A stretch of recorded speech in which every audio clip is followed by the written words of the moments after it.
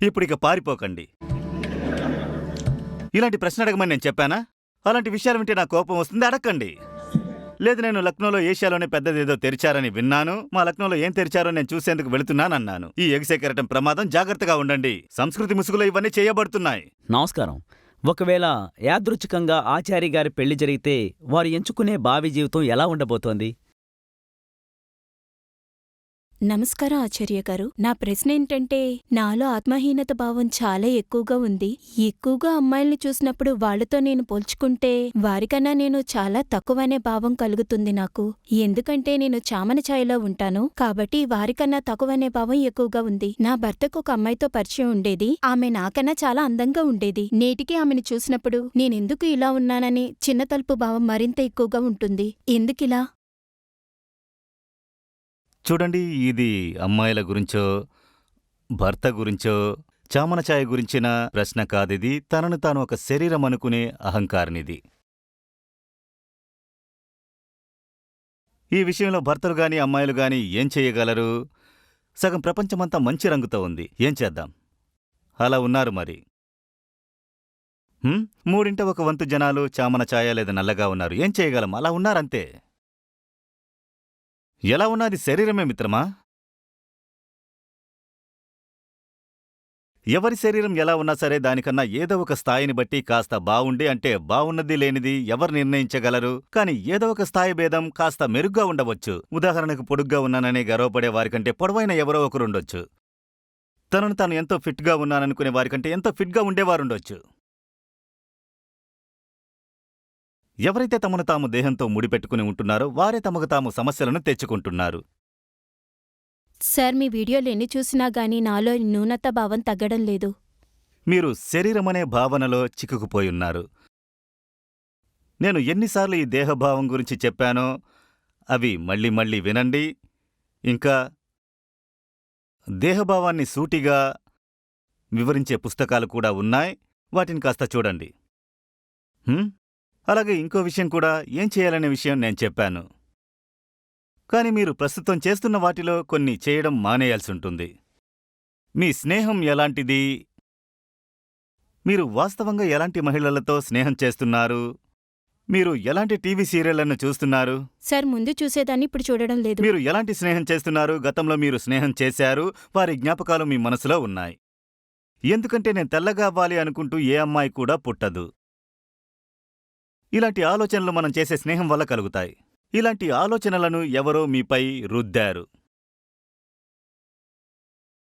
Africa అమ్మాయిలందరూ ఇలాగే చామన ఛాయలో లేదా నల్లగా పుడతారు, వారికి లేదు కదా ఇలాంటి చిన్నబోయే భావనలు. మీరు వారితో చామన ఛాయ రంగులో ఉండటం వల్ల సమస్యలొస్తాయి అని అంటే అది విని వారు కూడా కంగారు పడతారు. ఎవరో మీతో ఇలాంటి మాటలంటున్నారు. ఎవరు? వారు నేరుగానో లేదా పరోక్షంగానో మీ దగ్గర ఇలాంటివి వారు ప్రస్తావిస్తున్నారు. సార్, నేనెక్కడైనా జాబ్ కోసం వెళ్తే లేదు పొమ్మంటున్నారు. అలాంటి చోట పని చేయకండి మరి. మీరు ఎర్రగా ఉన్నారా నల్లగా ఉన్నారా అని మీ చర్మపు రంగును చూపాల్సిన ఎలాంటి జాబ్ అది? అసలు ఆ జాబ్ ఏంటి? ఏ పనైనా చెయ్యాలంటే తెలివి ఉండాలి. ఒంటి రంగును బట్టి పనులు చేసేందుకు మనమేమీ జంతువులం కాదు కదా. ఏదైనా ఒక సక్రమమైన పనికి మీ తెలివి కావలసి ఉంటుంది మిత్రమా. జాబ్స్ అంటే నిర్ణయాలు తీసుకోవడం, లెక్కలు వేయడము, చదువును నేర్పించడం లాంటివే కదా.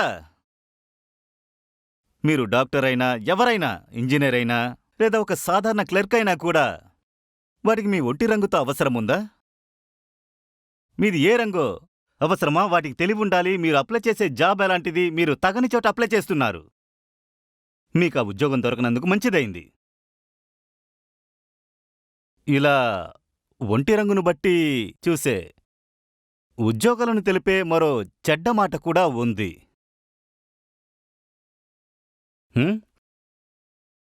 అలాంటి పరిస్థితుల నుండి మీరు దూరంగా ఉండండి. నేనందర్నీ, ముఖ్యంగా మహిళల్ని, అమ్మాయిలను అడుగుతున్నాను, మీరు ఎక్కడి నుండి ఇలాంటి మభ్యపెట్టే మాటల్ని విని నమ్ముతున్నారు? ఈ విషయాలు ఎవరి తలకెక్కాయి? ఇలాంటి మాటలు మాట్లాడుతున్నారు.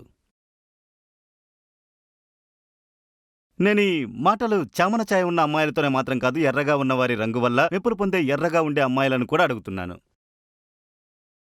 ఒకవేళ మిమ్మల్ని మీ రంగును చూసి అబ్బా ఎంత మంచి రంగో, వాట్ ఫేర్నెస్ అని మిమ్మల్ని మెచ్చుకునేవారు మీ ఇంట్లో వారైనా, భర్త అయినా, ప్రేమికులైనా వారి నుండి దూరంగా ఉండండి. దూరంగా ఉండాలంతే. ఎందుకంటే వారు మీ రంగుకి విలువనిచ్చేవారు. ఇలాంటి పేర్లే కదా మనం పెడుతున్నాం. ఉజ్వల, ధవళ, శుభ్ర. కాళి అనే పేరు పెట్టడం కూడా మనకు కష్టం అనిపిస్తుంది. కాగా దేవత అమ్మవారి పేరు కాళి అని పెట్టము. శ్వేత. ఎందుకు మనం శ్వేత అంటున్నాము? తెల్లగా ఉండటంలో ఎలాంటి గుణగణాలున్నాయని శ్వేత అని పేరు పెట్టారు చెప్పండి మరి. శుభ్ర అనే పేరెందుకు పెట్టారు? శుభ్రతలో అంత చెప్పుకోదగ్గదేముంది? శుభ అని పేరు పెట్టుంటే అర్థముంది, కానీ అలా పెట్టలేదు. శుభ్ర అని పెట్టారు. ఎందుకు పెట్టారు? ఎందుకలా? ఇలాంటి పేర్లు పెట్టే అమ్మానాన్నలు ఆ అమ్మాయిల పాలిట శత్రువులా మరి ఎలాంటి పేర్లు పెడుతున్నారు? శ్వేత అనే పేరేంటి?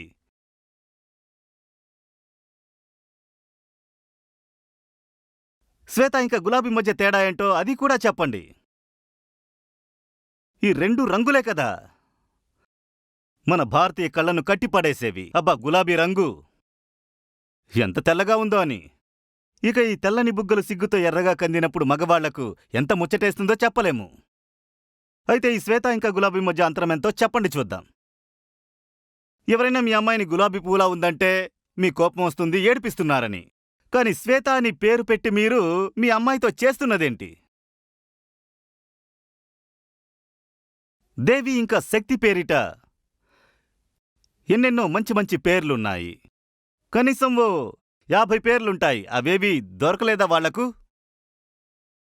50 అంటే అవి జనాలకి ఆ పేర్ల అర్థం తెలిసేవి మాత్రమే, లేకుంటే 100కు పైగానే ఉన్నాయి. పలక్, పంకుడి. ఏంటిది? కోమల్. ఎందుకు కోమల్? ఎందుకు? వజ్రం ఎందుకు కాకూడదు? సువజ్ర. సంహారిణి ఎందుకొద్దు? అరే ఎందుకొద్దు? ఇలాంటి వద్దనుకుంటే ఇక నవదుర్గా, కాళీ, మహిషాసురమర్దిని, చండిముండి ఇవన్నీ మర్చిపోండి మీరు. ఇక కోమలాంగి పేరే పెట్టుకోండి మరి, దాంతో ఏమవుతుంది?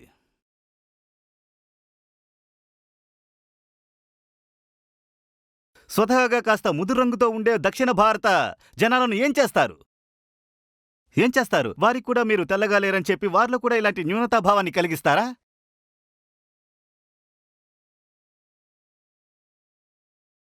ఇవన్నీ గాఢమైన శరీర భావన వల్ల పుట్టినవే.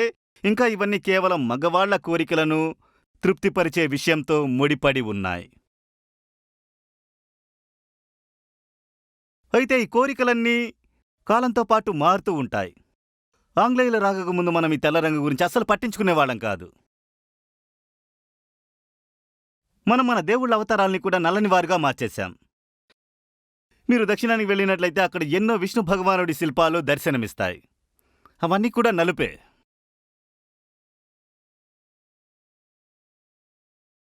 ఎప్పుడైతే ఈ ఇంగ్లీష్ వారు మన దేశంలోకి అడుగుపెట్టారో అప్పుడే మనం తెల్ల రంగులో ఏదో మాయాజాలం ఉన్నదని అనుకోవడం మొదలుపెట్టాం. అప్పుడు తెల్ల రంగుపై పుట్టిన పిచ్చి ఇప్పటికింకా తగ్గకుండా అలానే ఉంది. మీరు తెల్ల రంగును వదిలి నల్ల రంగును పులుముకోమని నేను అనడం లేదు. తెలుపైన నలుపైన అది రంగు మాత్రమే, కేవలం చర్మపు రంగు మాత్రమే అని నేనంటున్నాను. మీరు రంగులపై పడి చచ్చే ఈ శరీరం అనే భావనలో ఎందుకింత లోతుగా పాతుకుపోయి ఉండాల్సి వచ్చింది? మీలో ఎంతమంది వేదాంత సంహితలో పాల్గొంటున్నారు చెప్పండి? చాలా మంది ఉంటారు. అష్టావక్ర ఋషి ఒంటి రంగు ఏంటని మిమ్మల్ని అడిగితే సమాధానం ఏంటి? ఏదైతేనేమి పట్టించుకోవాల్సిన అవసరం లేదు అనేది సమాధానం అవుతుంది. ఇలాగే ఒంటి రంగు ఏదైతే ఏంటి, పట్టించుకోవాల్సిన పని లేదని అమ్మాయిలు ఎందుకు అనుకోరు మరి? శరీరంలో ఏదైనా గమనించాల్సి వచ్చినప్పుడు ఫిట్నెస్ చూడొచ్చు కదా. బాగా లావెక్కిపోతే ఇంకాస్త కోమలంగా తయారవుతారు. కొవ్వు పెంచుకుంటే శరీరం ఇంకా మృదువుగా కోమలంగా తయారవుతుంది కదా, మెత్తని ఒక దిండులాగా. ఏం చేయాలి మరి? 5-6 మందికి తలగడలా మారాలా?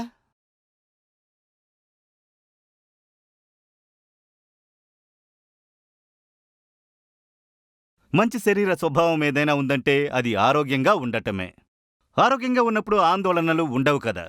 అలాగే శరీరాన్ని జ్ఞాన మార్గంలో ముక్తిని పొందే సాధనంగా చేసుకుని మహిళలు తమ ముక్తి పొందే ప్రస్థానంలో ముందుకు సాగొచ్చు. జీవన గమనంలో ముందుకు సాగేందుకు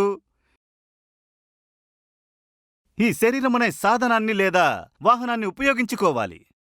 అనేకసార్లు బాగా తోమి, ఏవేవో పూసి, పాలిష్ పెట్టి అది మెరుపు వెదజల్లాలి. ఎందుకనే శరీరం ఇలా బాగా తోమి మెరుస్తుంటే ఆహా ఇది ఆరా అంటున్నారు. ఆరా.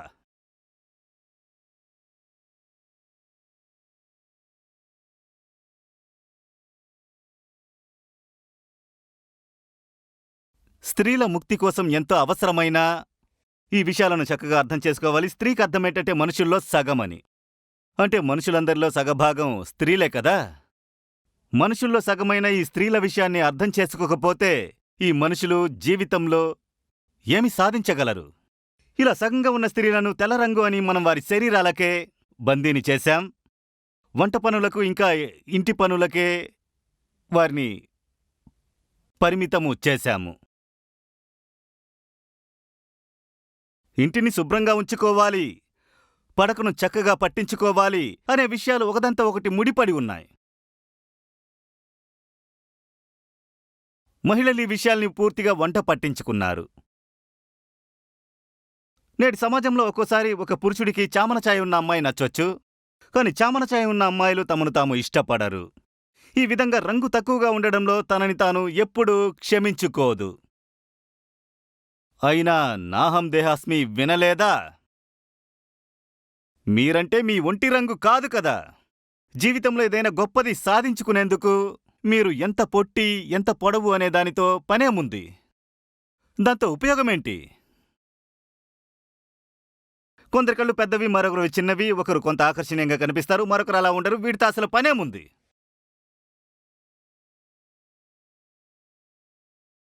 ఇలాంటి విషయాలన్నీ కట్నంతో ముడిపడి ఉన్నాయని మీరు గమనించి ఉంటారు. అంతేకాదు ఉద్యోగాలకు వెళ్లని మహిళలు కూడా ఇదే విషయాలతో సంబంధం ఉందని చూసే ఉంటారు. ఈ సగం మనుషులైన వారిపై అన్ని రకాలుగా జరిగే అత్యాచారాలకు కూడా దీంతో సంబంధం ఉందని చూడగలము. ఈ విషయాలన్నీ ఒకదానితో ఒకటి ముడిపడి ఉన్నాయా లేదా?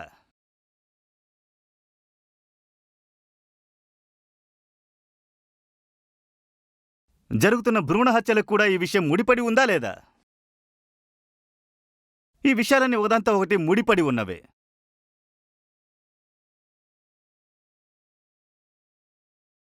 ఉన్న మనుషుల సగం మంది ఉన్న స్త్రీలకు రాజకీయాల్లో, విజ్ఞానంలో, కళలలో చెప్పుకోదగ్గ ప్రాతినిధ్యం లేదు. ఒకవేళ ఉన్న 5%, 10% ఉంటుంది. సంపదలైతే కేవలం 3%. ఈ పాటి ప్రాతినిధ్యమే వహిస్తున్నారు మహిళలు. అయితే అందరు మహిళలు ఏ విషయం గురించి కలవరపడుతున్నారు? Am I looking fair?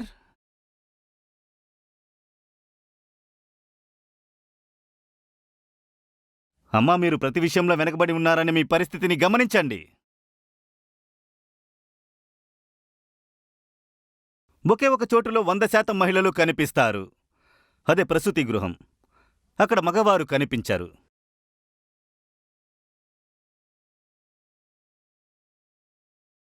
ఈ ఆడవాళ్లు సగం శక్తిని దేనికి ఉపయోగిస్తున్నారు? దేహాన్ని చక్కగా సింగారించుకునేందుకు. నేను మహిళలందరి గురించి మాట్లాడడం లేదు, కానీ భారతదేశంలో ఎక్కువ మంది మహిళలు ఈ భ్రమలోనే చిక్కుకొని ఉండడం దురదృష్టకరం.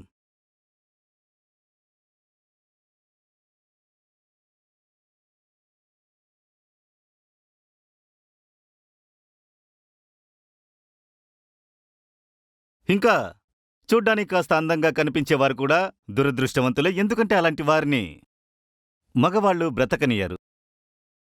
వీళ్ళు జీవితంలో ఏదైనా హాయిగా పనిచేసుకుంటూ బ్రతకాలని ఉన్నా ఆమె ఎక్కడికి వెళ్ళినా అక్కడికి తుమ్మెదల్లా వచ్చి వాలిపోతారు. 10వ తరగతి, ఇంటర్ తర్వాత ఏదో ఒక ఎంట్రన్స్ ఎగ్జామ్ కోసం చదువుకుంటూ ఉంటే 5 మంది ప్రేమికులు ఆమె వెంట పడిపోతారు, పోకిరిగాళ్లు. ఇక ఆమె ఎలా చదువుతుంది? ఆమె ఇంటి చుట్టూ తిరుగుతారు, ఫోన్ చేస్తారు, ఎన్నో రకాలుగా ప్రయత్నిస్తారు. కిటికీల గుండా వెలుతురు లోనికి చచ్చుకుచ్చినట్లుగా ఉంటుంది వీరి వరస. ఆమె చదివి చూపించొచ్చుగా. ఆమె కూడా కరిగిపోతుంది. ఎందుకు? ఆమె తప్పేముంది? ఆమె చూసేందుకు అందంగా ఉంది. ఆమె శరీరం ఆకర్షణీయంగా ఉంది. ఆమె ఇప్పుడేమైనా చేయగలదా? ఏమీ చేయలేదు. ఆమె ఒక ట్రాఫీ వైఫ్ లాగా మారిపోతుంది. ట్రాఫీ వైఫ్ అంటే తెలుసు కదా? ఇలా పశ్చిమ దేశాల్లోనే కాదు, భారతదేశంలో కూడా జరుగుతుంది. అందమైన అమ్మాయిలను బాగా డబ్బున్న ధనవంతులు పెళ్లి చేసుకుంటారు. నా దగ్గర డబ్బుంది, అందుకే ఇలాంటి చక్కని చుక్కను కొనుక్కున్నాను చూడండి అని వారిని ఒక ట్రాఫీలాగా అందరికీ చూపించుకుంటారు. ఇక ఈ ట్రాఫీ వైఫ్ పని ఏంటంటే బాగా సింగారించుకోవడం, యాక్సెంట్లో పనికిమాలిన మాటలు మాట్లాడడం తప్ప వేరే పనేమీ లేకుండా చూసుకుంటారు. నువ్వు ఫిట్టుగా సెక్సీగా ఉంటే చాలంటారు. ఇంకేమీ చేయొద్దు. చాలామంది అమ్మాయిలు ఇలా ట్రాఫీలా మారేందుకు ఇష్టపడతారనే విషయం తెలిస్తే మీ రోమాలు నిక్కబొడుచుకుంటాయి. ఇలా ఎలా చేసామో చూడండి మనలో సగమున్న స్త్రీలకు.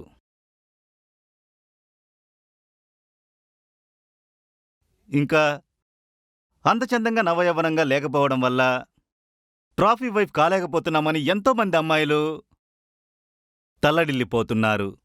వాళ్ళనిదే బాధ పెడుతోంది.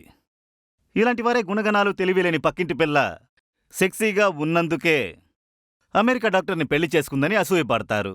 అలా చాలామంది ఉన్నారు.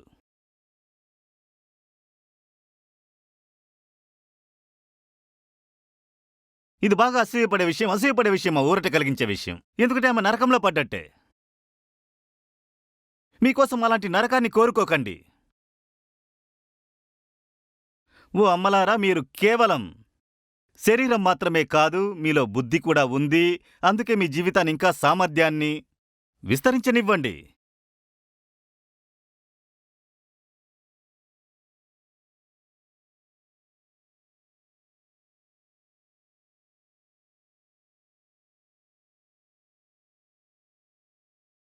నేను నిన్న లూలు మాల్కు వెళ్ళాను. అదేం లేదు, నేను లక్నోలో ఏషియాలోనే పెద్దదేదో తెరిచారని విన్నాను. మా లక్నోలో ఏం తెరిచారో చూసేందుకు వెళుతున్నాను అన్నాను. అక్కడ దొరికే వాటిలో 80% వస్తువులు మహిళలవే, ఖరీదైనవి. ఇంత స్వేచ్ఛను పొందారా మా లక్నో మహిళలు? ఇదే కావాలంటున్నానిక్కడ. అక్కడున్నటువంటి కొన్ని కాస్మెటిక్ బ్రాండ్లు గురుగ్రావ్, డిఎల్ఎఫ్ ఇంకా నోయిడాలో కూడా చూద్దామంటే కనిపించవు. అద్భుతమైపోయింది. ఇక లక్నో రోడ్లపై వెళుతుంటే నాకవే పాత మొహాలు, పాత కథలే కనిపించాయి. ఎలాంటి ఆధునిక పోకడలివి! ఇది ఎలాంటి బలమైన సాధికారత అవుతుంది! ఇది ఎలాంటి స్వేచ్ఛ మరి! ఎక్కడైతే ఇంకా భోగలాలత్వం, అలంకరణలో అందంగా తయారీ, మరింత సెక్సీగా కనబడ్డం స్వేచ్ఛ అయిపోయినప్పుడు సెలక్షన్ రేట్ చూపించండంటే అది తక్కువే.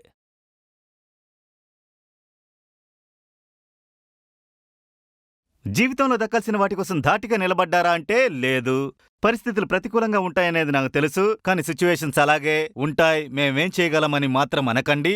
పరిస్థితులు ప్రతికూలంగా ఉన్నాయి సరే, మనకు ప్రతికూలంగా మనమే ఎందుకు మసలుకుంటున్నాం? బయటి పరిస్థితులు మనకు వ్యతిరేకంగా ఉన్నా కూడా మనమెందుకు మనకు మనమే వ్యతిరేకంగా నడుచుకుంటున్నాం?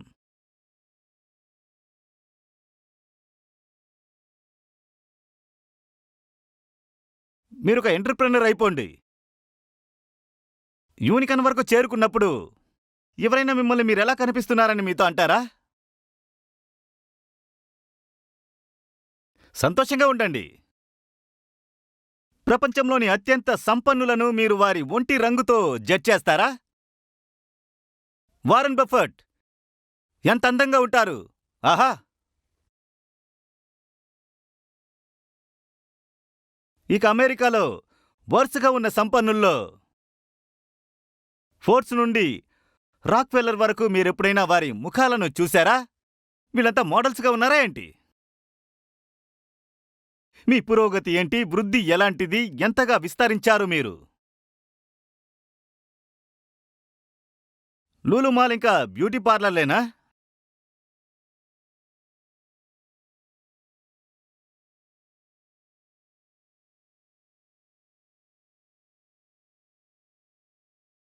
దేశ జనాభాలో 50% మంది కేవలం కాస్మెటిక్ వార్డు నుంచి మెటర్నిటీ వార్డుకి తరచుగా తిరుగుతూ ఉంటే ఆ దేశం ఎలా అభివృద్ధి చెందుతుంది? క్రియేషన్ అంతా ప్రోక్రియేషన్ వైపు వెళుతోంది. ప్రొడక్టివిటీ అంతా రీప్రొడక్టివిటీకి దారితీస్తోంది. మీలో ఉండే సృజనాత్మక శక్తి బిడ్డకు జన్మనివ్వడానికి తప్ప మరెందుకు ఉపయోగిస్తున్నారు? మీరు జీవితంలో చేసిన గొప్ప పని ఏంటంటే ఇద్దరు పిల్లల్ని పెంచి పెద్ద చేయడమే. మీరొక అమ్మ కాబట్టి. మీ జీవితమంతా మీరు సాధించింది ఈ ఇద్దరు పిల్లలను. ఈ పిల్లలు ఎలా పుట్టారు అన్నది మీకు తెలుసు, నాకు తెలుసు.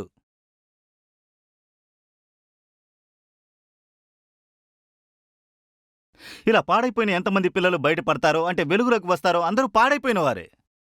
ఇలా బయటపడిన పాడైపోయిన పిల్లలందరి వెనక కూడా గౌరవనీయులైన ఒక అమ్మే కదా ఉంటారు. ఆమె జీవితమంతా ఇదే చేస్తుంటారు, పిల్లల్ని పెంచి పోషించడం. ఆ తల్లి తనను తాను గొప్పగా చేసుకోలేనప్పుడు ఆ పిల్లల్ని ఎలా గొప్పవాళ్ళగా తీర్చుతుంది?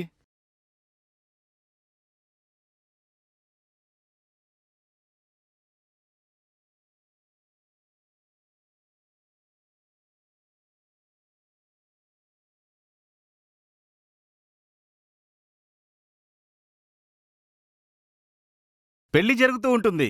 ఇప్పుడిక పారిపోకండి. నేను చెప్పానా ఇలాంటి ప్రశ్న అడగమని? అలాంటి విషయాలు వింటే నా కోపం వస్తుంది, అడక్కండి.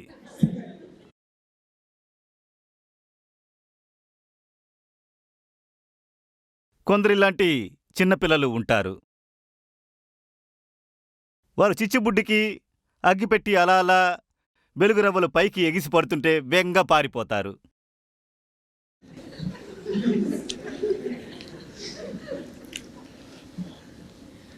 పెళ్లి జరగబోతోంది.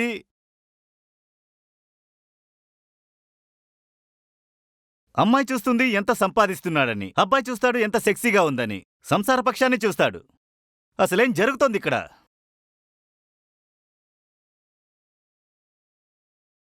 ఇది బేరసారాలా, వ్యాపారమా? అసలేం జరుగుతోంది ఇక్కడ? మీరెంత చెల్లిస్తాడో చూస్తున్నారు, అతనేమో ఆమె శరీరాన్ని చూస్తున్నాడు. ఎక్కడైతే శరీరం ఇంకా ధర ఉంటుందో అలాంటి వ్యాపారాన్ని ఏమంటారు? అయితే మీతో ఏం జరగనిస్తున్నారు?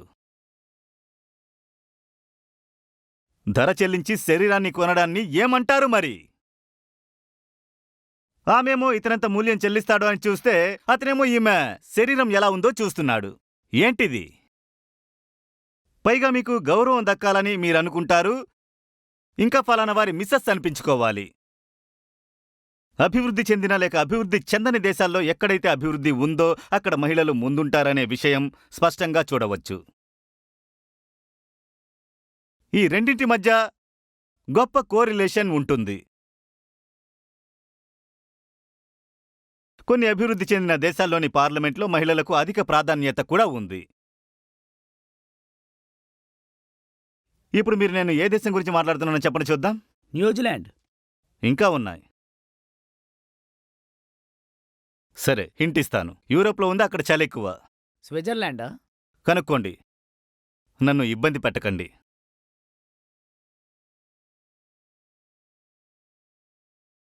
అక్కడ సంపదలో కూడా ఎక్కువ భాగం మహిళలదే. అక్కడ యూనివర్సిటీలు కూడా ప్రపంచంలోనే పేరు పొందినవి. అక్కడ చదువుకునేందుకు ప్రపంచం నలుమూలల నుండి ఎంతో మంది వెళుతున్నారు. అక్కడ మహిళలకు ఎంతో స్వేచ్ఛ ఉంది, స్వతంత్రం ఉంది, తమ నిర్ణయాలు తామే తీసుకుంటారు. అవును, అక్కడ కూడా అన్ని రకాల వ్యవహారాలున్నాయి. అక్కడ కూడా ఒంటి రంగుపై పడిచచ్చే మహిళలు తారసపడతారు. కాని అక్కడ కూడా ఇలా ఒంటి రంగును పట్టించుకోకుండా తమ జీవితంపై, తన పనిపై, తన మనసుపై ధ్యాస పెట్టే మహిళలు కూడా ఉన్నారు. ఒంటి రంగుపై మగవారు కూడా మక్కువ చూపుతారు. మగవారి కోసం బ్యూటీ ప్రోడక్ట్స్ వచ్చేసాయి కదా. ఇక ఆ వ్యాధి బయటపడితే అది ఎంతవరకైనా పోవచ్చు. కొన్ని చోట్ల ఎక్కువ, కొన్ని చోట్ల తక్కువ ఉంటుంది.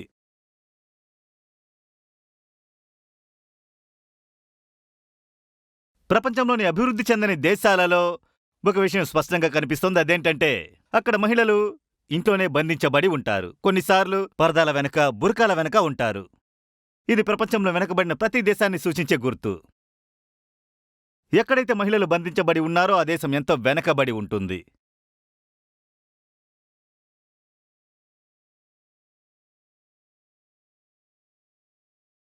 భారతదేశంలో కూడా మహిళల్ని చదువుకుని వెలగబెట్టేదేముంది అని ఇంట్లోనే పరిమితం చేసేటటువంటి గాలి వీస్తోంది. మీ ఈ ఫెమినిజం మాకు అవసరం లేదు. ఇలా వీచే గాలి ఎంతో ప్రమాదకరమైంది. ఇవన్నీ సంస్కృతి సంప్రదాయాల పేరిట జరుగుతోంది. అమ్మాయిలు ఎక్కువగా చదువుకుంటే ఏం వెలగబెడతారు? 498 ఏలో ఇరికిస్తుంది. అత్తవారింటిపైన అబద్ధపు కేసులు పెడుతుంది. అమ్మాయిలను ఎక్కువగా చదివిస్తే వాళ్ళు వెర్రిమొర్రిగా కొత్త పోకడలతో గట్టిగా మాట్లాడతారు కాబట్టి అది మంచిది కాదు, ఇంట్లోనే ఉంచండి. అమ్మాయిలు ఎంతగా ఇంట్లోపలే గైడ్ చేయబడతారో అంతగా ఆ దేశం అన్ని రకాలుగా వెనకబడుతుంది.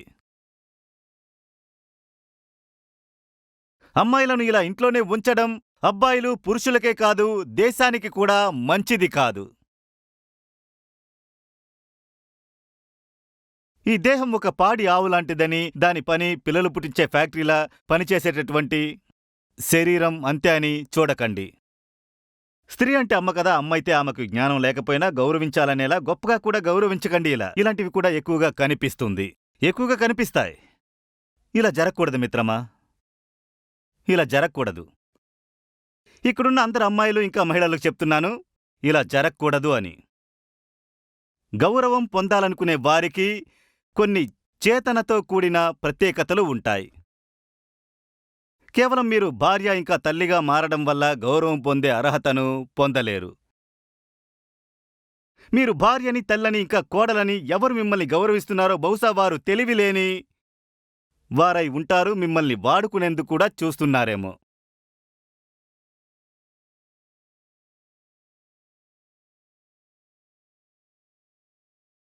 ఇలాంటి పరిస్థితుల మధ్య నలుగుతూ ఎవరైనా అమ్మాయి కాస్త రెక్కలు చాచి బయటికి వెళ్లేందుకు ప్రయత్నిస్తే ఆమెకు సమస్యలు ఎదురవుతాయి. ఆమెకు ఈ సమాజంలోని మనుషులు, గృహస్థులు, ఇంకా పాతకాలపు మనుషులు ఇంటిని బాడుగకు ఇచ్చేందుకు ఇష్టపడరు. వారి ఇండ్లల్లో ఉన్న హౌస్ వైఫ్కి ఎక్కడలేని గౌరవం లభిస్తుంది. కానీ ఎవరైనా అమ్మాయి కొత్తగా ఉద్యోగం కోసం బయటికి వెళితే అలాంటి వారికి విలువ ఇవ్వరు. ఒకవేళ ఎవరైనా అమ్మాయి కొత్తగా ఉద్యోగం చేసుకుని తన కెరీర్ మలుచుకోవాలనుకుంటే కొత్తలో జీతం ఎవరికీ ఎక్కువ ఇవ్వరు కదా. ఆ ఇంట్లో గనక చూశారంటే ఆ ఇంట్లో ఉన్న ఆడవారు ఏ పని చెయ్యరు, కానీ చేతుల్లో డబ్బులు బాగా ఆడతాయి, లక్షల్లో ఖర్చు చేస్తుంటారు. ఇక్కడి నుండి బయటపడ్డ అమ్మాయేమో సాయశక్తులా ప్రయత్నించాలి, రాత్రింబవళ్ళు కష్టపడాలి. నాకుండేందుకు ఒక్కరు కూడా ఇల్లు ఇవ్వడం లేదనుకుంటుంది. ఇంకా నా దగ్గర డబ్బులు కూడా తగినంత లేవు. ఇంటి నుండి బయటికి వస్తే ఈ కుక్కలు పీకు తినేలా వెంట పడతారు. నేనిక ఎలా బ్రతకాలి? నీకు ఇల్లు కావాలంటే మేము నీకు ఇల్లు ఇవ్వము, నువ్వు నీ భర్తింటికి వెళ్ళు అని ఈ సమాజం ఇలాంటి అమ్మాయిని ఒత్తిడి చేస్తుంది. ఇలా ఆ అమ్మాయిలకు ఇల్లు ఇవ్వకపోవడం వెనక ఉన్న కుట్రను మీరు అర్థం చేసుకోండి. నీకు ఇల్లు కావాలి కదా, మేము ఇవ్వము, వెళ్ళు, నీ భర్తింటికి వెళ్ళు, పెళ్లి చేసుకో. పెళ్లి కూడా ప్రేమతో ఒకరినొకరు అర్థం చేసుకుని జరిగితే పర్లేదు. కానీ అది కూడా ఎలాంటి పెళ్ళంటే శరీరానికి విలువ కట్టే పెళ్ళే. దీంతో కట్నాన్ని కూడా కలపండి. స్త్రీలలో మనిషిని చూడాల్సిన పరిస్థితే వస్తే గిలగిలలాడిపోయేంత అధ్వానంగా ఉన్నాయి మన భారతదేశ పరిస్థితులు. మన దేశపు వ్యక్తులు ఏదో ఒక పని మీద విదేశం వెళ్ళినప్పుడు, పర్యటనకు వెళ్ళినప్పుడు అక్కడ మనుషులుగా ఎక్కువగా, స్త్రీలుగా తక్కువగా కనబడ్డం చూసి డంగైపోతారు. భారతదేశంలోని స్త్రీలు మనుషుల లెక్కలోకి రారు, స్త్రీలే. భారతదేశంలో వారిని పూర్తిగా మహిళలుగానే మార్చేశాం. వాళ్ళని మనుషులు అనుకోవడం లేదు. విదేశాలు వెళితే మహిళలు మనుషులుగా ఎక్కువగా కనిపిస్తారు. వాళ్ళు మాట్లాడేందుకు దగ్గరకు వస్తే మగవాళ్ళు ఈమె మనిషిలా మాట్లాడుతుందని బిత్తరపోతారు. ఓరి దేవుడా, సిగ్గనిపించడం లేదా? నోటి మీద చేయి పెట్టుకుంటారు. చెయ్యి కూడా కలపాలనుకుంటుంది, చెయ్యి చాచుతుంది. కాస్తైనా సిగ్గనిపించదా? ఎందుకు వాళ్ళకి సిగ్గనిపించాలి? ఎందుకు? ఇది చెయ్యి మాత్రమే మిత్రమా. చెయ్యి చాచినప్పుడు మీరు కూడా చేతులను కలపండి. మనిషి చేతులతో చేతులను కలపండి మిత్రమా. గాబరా పడిపోతారు. ఫ్లైట్లో హెయిర్ హోస్టెస్ వస్తుంది, అప్పుడు చూడాలి హెయిర్ హోస్టెస్ ముందు మగవాళ్ల పరిస్థితిని. ఆమె దగ్గరకు వచ్చినప్పుడు ఏదో ప్రేయస్ని సిగ్గుతో చూసినట్టు చూపులు తిప్పుకుంటారు. తీరా ఆమె వెళ్ళిపోయేటప్పుడు వెనక భాగాన్ని కళ్ళప్పగించి చూస్తారు. కళ్ళ ముందు ఉన్నప్పుడు ఇలా చూపులు తిప్పుకొని వెళ్ళిపోయేటప్పుడు వెనక నుండి చూస్తారు.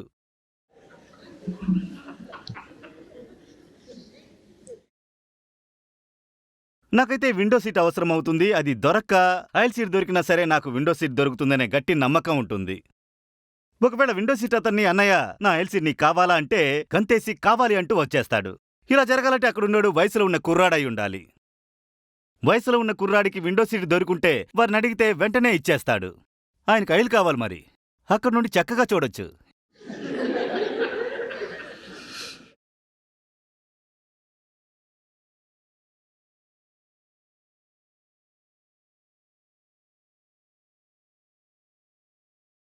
స్త్రీలను మీరు ఇలా తయారు చేశారు. కాని పురుషుల్లారా మీరు కూడా మనశ్శాంతితో ఉండలేరు. మనుషుల్లో సగభాగమున్న స్త్రీల పట్ల సున్నితమైన సంబంధాల్ని కొనసాగించలేకపోతే మనశ్శాంతితో ఎలా జీవించగలరు? ప్రపంచంలోనే సగం జనాభా వీరిదే. కాని వీళ్ళని చూసినప్పుడు అసహజంగా ప్రవర్తిస్తారు. ఒక్కోసారి కామకోరికలు కలుగుతాయి, ఇంకోసారి అదురు పుడుతుంది, మరోసారి ఇంకేదో అవుతుంది. ఎప్పుడైనా ఆమె ఆకర్షణీయంగా కనిపించకపోతే పిల్లిలా తిరుగుతుంటారు. మనశ్శాంతిగా ఉండలేరు కదా. ఒకవేళ పురుషుడు స్త్రీతో స్నేహం చెయ్యకపోతే ప్రపంచంలో సగం జనాభా మరో సగం జనాభాతో సఖ్యంగా జీవించలేరు అనుకోండి. అలాంటప్పుడు ప్రతి ఇంట్లో జరిగే స్త్రీ పురుషుల మధ్య ఘర్షణ వీరి మధ్య కూడా జరుగుతుంది. భారతీయ పురుషుడు భారతీయ మహిళతో సహజంగా మెలగడం ఎలా జరుగుతోంది? భారతీయ మహిళల పట్ల కొద్దో గొప్ప అలా ఉండొచ్చేమో, కాని బయట మహిళలు కనిపిస్తే అంతే. గోవా వెళ్ళండి, బయట మహిళలు కనబడకపోయినా బీచ్లలో లక్నో వాళ్లు కాస్త వింతగా కనిపిస్తారు. చెప్పాలంటే ఒకరేమో బీచ్లలో కూడా చికెన్ కుర్తా వేసుకుని నడుస్తారు.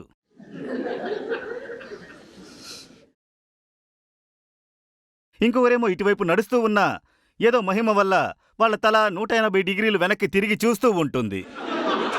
ఎక్కడైనా బికిని కనిపిస్తే చాలు పూర్తిగా 360 డిగ్రీలు నలువైపులా తిరుగుతోంది. ఇది అసహజ ప్రవర్తన అంటే ఇదొక వ్యాధి, ఇదొక రోగమా కాదా? ఇదొక రోగమా కాదా? ఇదంతా ఒక రోగమే. మీ ఎదురుగా ఒక మనిషి ఉన్నాడు. ఇంకా 80 నుండి 90% వారి శరీరం అచ్చం మీలాగానే ఉంది. ఏమి చూశారిలా పిచ్చెక్కిపోతున్నారు? అక్కడ మీకు కనిపించేది ప్రపంచంలో సగం జనాభా దగ్గర ఉంది. మరదొక రేర్గా ఉన్నది కూడా కాదాయే. అబ్బా, అంతా కనిపించేసింది లీనింగ్ టవర్ ఆఫ్ పీసా. మిత్రమా, ప్రపంచ జనాభాలో సగం మంది అలానే ఉన్నారు. ప్రపంచంలో జంతువులు కూడా అలానే ఉన్నాయి. అన్ని మ్యామల్స్, పాలిచే జీవులన్నీ అలానే ఉన్నాయి. ఇది పూర్తిగా మనోవికారమే.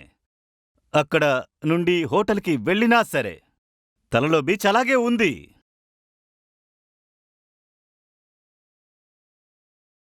మీరు దేన్నైతే బానిసగా చేసుకుంటారో మీరు దానికే బానిసగా మారుతారు. జాకా గలా తుమ్ కాటి హో సో ఫిర్ కాటి తుమ్హార్. మీకు స్వేచ్ఛ కావాలంటే మీ చుట్టుపక్కల ఎవరెవరిని బంధించి ఉంచినారో గమనించు. మీకు స్వేచ్ఛ కావాలంటే అన్నిటినీ స్వేచ్ఛగా వదిలేయి, నీకు స్వేచ్ఛ దొరుకుతుంది. జీవితం బందిఖానాలాగా ఉందనుకునేవారు వారు ఎవర్ని బంధించి ఉంచారనేది చూడాలి. మీరెవరినైతే కట్టిపడేశారో వాళ్ళు కూడా మిమ్మల్ని కట్టిపడేశారు. ఎందువల్ల ఒకరి పట్ల ఇంకొకరు శత్రుత్వం పెంచుకుంటున్నారు?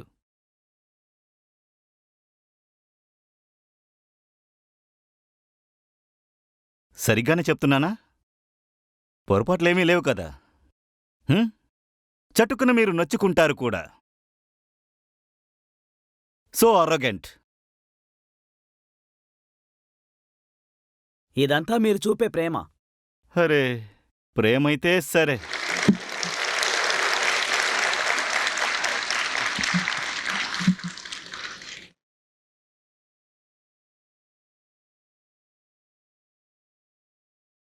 చెప్పండి. నమస్కారం. ఒకవేళ యాదృచ్ఛికంగా ఆచారి గారి పెళ్లి జరిగితే వారు ఎంచుకునే భావి జీవితం ఎలా ఉండబోతోంది? సార్, నాకు పెళ్ళయ్యి 2.5 సంవత్సరాలయ్యింది. నేను ఇద్దరి మనుషుల మధ్య సంబంధం ఎలా ఉండాలని అడగడం లేదు. ఈ మధ్య వీడియోలు చూశాను, నోట్స్ కూడా రాసుకున్నాను. మీ ఎంపిక ఎలా ఉంటుంది సార్? పెళ్ళెప్పుడూ యాదృచ్ఛికంగా జరగదు. మీరు చిన్నప్పటి నుండి పెరిగి ఏమై ఉన్నారో మీ జీవితంలో జరగబోయే అన్ని రకాల విస్ఫోటనానికి అదే కారణమవుతుంది. విస్ఫోటనం అకస్మాత్తుగా ఎలా జరుగుతుంది? అనుకోకుండా మా పెళ్లి ఎలా జరుగుతుంది? ఇంకా చెప్పాలంటే మత్తుమందిచ్చి స్పృహ తప్పించి స్ట్రెచర్పై పడుకోబెట్టి అగ్ని చుట్టూ ప్రదక్షిణాలు చేయించి మీకు పెళ్ళైపోయిందని చేస్తే తప్ప జరగదు. ఏదైనా అలా ఊరికినే జరిగిపోతుందా? ఇప్పుడు మా రీయూనియన్ జరగబోతోంది.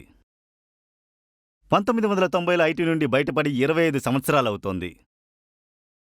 ఆ 1991 నాటి ఇయర్ బుక్ సాఫ్ట్ కాపీ ఇప్పుడు గ్రూప్లో సర్క్యులేట్ అవుతోంది. అందులో బ్యాచ్లోని వారందరి వివరాలు ఉన్నాయి. అందర్నీ అడిగారు మీ మ్యారేజ్ ప్లాన్ ఏంటని.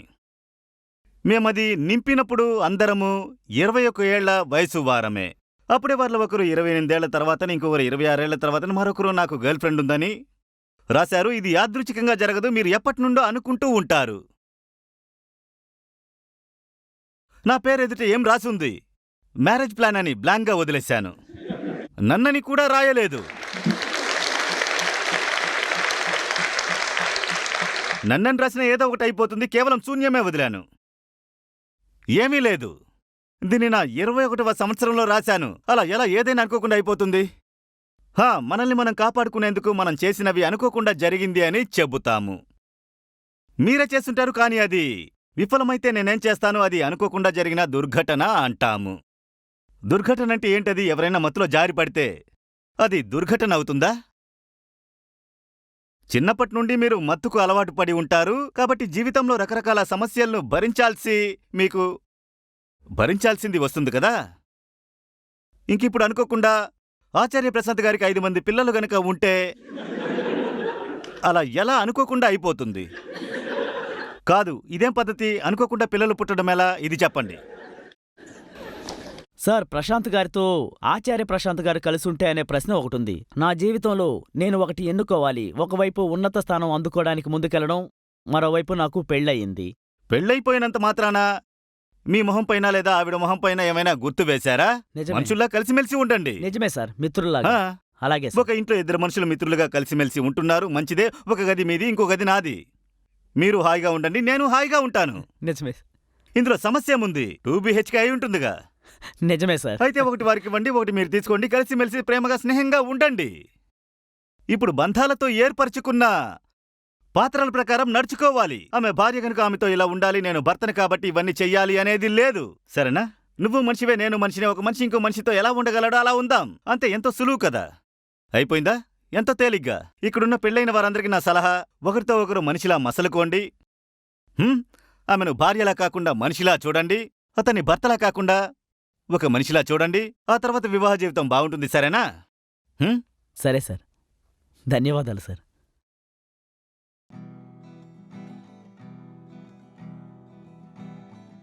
तन को जोगी सब करे, मन को विरला कोय। तन को जोगी सब करे, मन को विरला कोय। सहज सब विधि पाइए, जो मन जोगी होए रे साधो, जो मन जोगी होए। तन को जोगी सब करे, मन को विरला कोय। तन को जोगी सब करे, मन को विरला कोय। सहज सब विधि पाइए, जो मन जोगी होए रे साधो, जो मन जोगी होय। यह तन विष की बेलरी, गुरु अमृत की खान। यह तन विष की बेलरी, गुरु अमृत की खान। शीश दिए जो गुरु मिले, तो भी सस्ता जान रे साधो, तो तो भी सस्ता जान। यह तन विष की बेलरी, गुरु अमृत की खान। यह तन विष की बेलरी, गुरु अमृत की खान। शीश दिए जो गुरु मिले, तो भी सस्ता जान रे साधो, तो भी सस्ता जान। विषय वासना उर्झिकर जन्म गवाया बाद। विषय वासना उर्झिकर जन्म गवाया बाद। अब पछतावा क्या करे, निज करनी कर याद रे साधो, निज करनी कर याद। विषय वासना उर्झिकर जन्म गवाया बाद। विषय वासना उर्झिकर जन्म गवाया बाद। अब पछतावा क्या करे, निज करनी कर याद रे साधो, निज करनी कर याद। एक दिन ऐसा होएगा, कोई काहू का नाही। एक दिन ऐसा होएगा, कोई काहू का नाही। घर की नारी को कहे, तन की नारी जाहिर साधो, तन की नारी जाही। एक दिन ऐसा होएगा, कोई काहू का नाही। एक दिन ऐसा होएगा, कोई काहू का नाही। घर की नारी को कहे, तन की नारी जाहिर साधो, तन की नारी जाही। प्रीति बहुत संसार में, नाना विधि की सोई। प्रीति बहुत संसार में, नाना विधि की सोई। उत्तम प्रीति सो जानिए, सतगुरु से जो होए रे साधो, सतगुरु से जो होए। प्रीति बहुत संसार में, नाना विधि की सोई।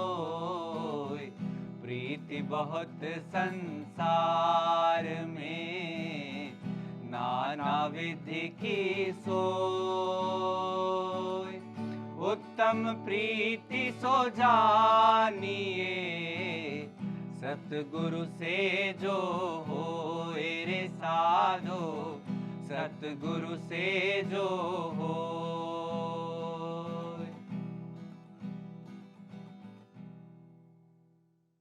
नमस्कार, मेरा नमस्कार। नाम तरुण ठोलिया है और मैं आचार्य जी को पिछले 2.5 साल से सुन रहा हूँ। मतलब जब आचार्य जी सुनने से पहले जब भी ये शादी के इवेंट्स होते थे या तो फिर कुछ भी ऐसे कुछ और भी इवेंट्स हो गए, मनोरंजन के कोई इवेंट हो गए, कहीं कोई मूवी देखने चले गए या फिर कहीं कोई पार्टी अटेंड कर ली, तो उन सब में एक उस टाइम पर तो लगता था कि चलो सही है, बढ़िया है। और फिर बाद में एक खालीपन सा लगता था वो खालीपन कभी समझ में नहीं आता था कि ये है क्या, कि इतना खर्चा किया है तो फिर भी वो इतनी फुलफिलमेंट क्यों नहीं है। तो उसके बाद में आचार्य जी के साथ में पूरा जुड़ने लगा, और फिर गीता सत्रों से जुड़ा, तब पता लगा कि अरे कि ये सब खालीपन और के भरने के लिए कितनी चीजें जोड़ते जा रहे हैं, जोड़ते जा रहे हैं, पर वो खालीपन का अर्थ ही कुछ अलग है। वो खालीपन फिर मुझे समझ में आया, और उस खालीपन को अब समझ रहा हूँ कि अहम आत्मा और प्रकृति के रूप में इन कि कितने, ये जो विशाल जो मतलब एक डाउट बन गया था, उसको कैसे एक छोटे से सूत्र में बांध कर समझा दिया है। तो ये एक बहुत अचंभा लगा मुझे, मतलब ये इतना जो सरल बात है, ये हम पहले क्यों नहीं समझे। और पर उसके बाद में परिणाम भी पता लगे हैं कि है ना, मतलब क्यों नहीं समझे, क्योंकि अंधविश्वास ज्यादा बढ़ गया है। तो अंधविश्वास ज्यादा बढ़ने के कारण ये सारी बातें विकृत हो गई। मोटी माया सब तजे, जीनित जी न जा, पीर पैगंबर औलिया, जीनी सबको खाए रे साधो, जीनी सबको खाए।